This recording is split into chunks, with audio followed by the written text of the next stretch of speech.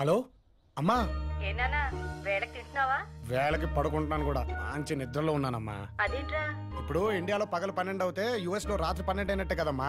అవును కదా. ఇండియాలో పట్టుపక్కల యుఎస్ లో అర్ధరాత్రి చేస్తారంట. సర్లే నాన్న, నువ్వు పడుకో.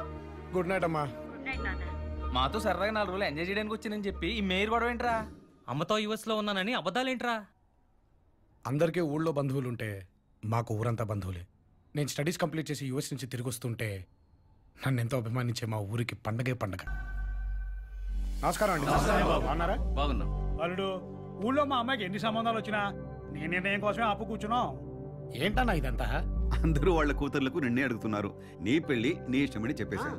ఆస్తులు ఉండటం ప్రెస్టేజ్, కానీ నిన్ను అల్లుడు చేసుకోవడం ఈ ఊళ్ళో పెద్ద ప్రెస్టేజ్. బాబు, మాలో ఎవరమ్మని చేసుకున్నా మాకు అభ్యంతరం లేదు, కానీ మీ సంబంధం మాత్రం ఊరు దాటిపోవడానికి వీల్లేదు. అది మీ చేతుల్లోనే ఉంది. నాదే ఉందండి, అంతా మా అమ్మ ఇష్టం. తను ఎవరిని చెప్తే వాళ్ళనే చేసుకుంటానని మా అమ్మకి మాటిచ్చాను. చెప్పమ్మా, నీకు వీళ్ళలో ఏ సంబంధం కావాలి? నాకు చిట్టి కావాలి. చిట్టి ఎవరో కాదు, నా మరదలు. మా నాన్న ఒక్కగానొక్క చెల్లి శ్రీవల్లిని ఆయన చిన్ననాటి స్నేహితుడు ధనుంజయకిచ్చి పెళ్లి చేశారు. మా అత్తయ్యకి ఆడపిల్ల పుట్టగానే మా ఇంటి కోడలు పుట్టిందని 2 కుటుంబాలు సంబరపడ్డాయి. వెళ్ళొస్తా వదినా. రామ్మా వెళ్దాం. నేను రాను, నేను అత్తతోనే ఉంటా. పోలే, 2 రోజులేగా, నువ్వు వెళ్ళరా, నేను చూసుకో. అలాగే. ఓకే, వస్తాం బావ.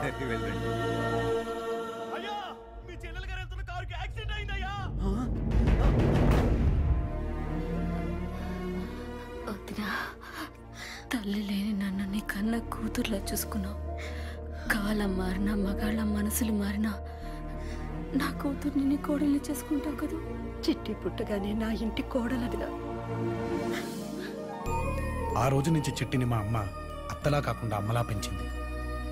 ఒకరోజు మీ బావమరిదిని పంచాయతీ ప్రెసిడెంట్ గా గెలిపిస్తే ఊరు జనానికి పట్టాలు ఇప్పిస్తామని చెప్పారు. మీ మీదున్న గౌరవంతో మీ బావమరిదిని గెలిపించాం. ఇప్పుడు ఆయన ఆ భూమిని ఓ ప్రైవేట్ కంపెనీకి డబ్బులు అమ్మేశాడు.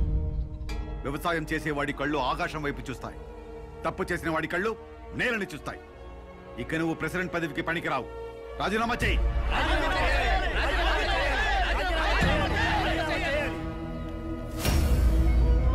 అన్నయ్య, చెల్లెలి మొగుడిని కూడా చూడకుండా నన్ను అవమానించిన నీ మొగుడికి, ఈ ఊరికి ఈ ధనంజయ అంటే ఏంటో చూపిస్తావు. చిట్టి పుట్టగానే నా ఇంటి కోడలదిగా. నాన్న, ఊరొదిలి వెళ్ళిపోవడంతో మావయ్య మనల్ని మర్చిపోయాడు. చెల్లెలు దూరం అవడంతో నువ్వు మావయ్యని మర్చిపోయావు. కానీ ఆడపడుచుకిచ్చిన మాట అమ్మ మర్చిపోలేదు నాన్న.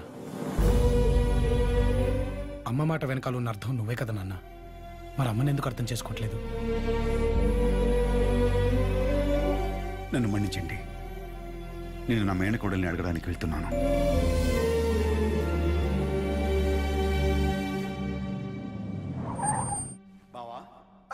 రా బావా, రా.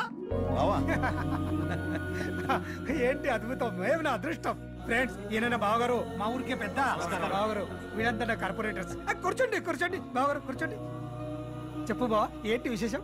ఏముంది, అనుకున్న మాటే. మీ బావగారు అబ్బాయికి మీ అమ్మాయిని అడగటానికి వచ్చాం. నిజమా? నిజమా బావా? ఏ దివాకర్, తమతో రండి, అంత రండి. తమ్ముళ్ళు, మా బావ అన్ని మర్చిపోయి నా కూతుర్ని తన ఇంటి కొడాలని చేసుకోవాలని అడగడానికి వచ్చాడు. బావా, నాతో వియ్యం అందడానికి నా ఇంటికి వచ్చినందుకు ఎంత ధైర్యం నీకు? లే.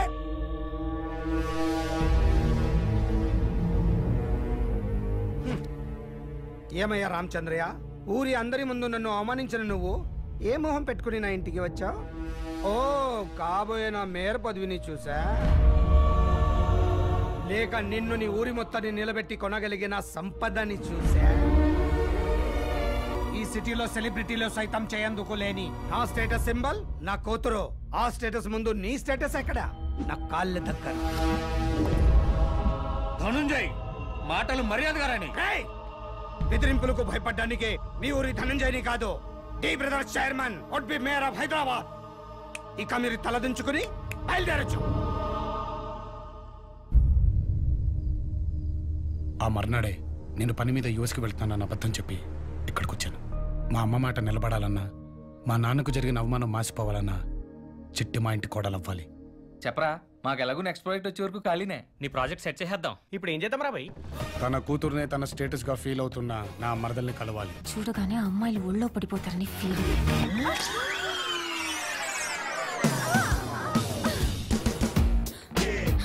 ఇది పడిపోయిందేంటి? కలిసి వచ్చి కాలం వస్తే నడిచి వచ్చి అమ్మాయి ఇలాగే ఒళ్ళు పడిపోతుంది. సేఫ్ గానే ఉన్నారులేండి. నన్నే పట్టుకుంటావా?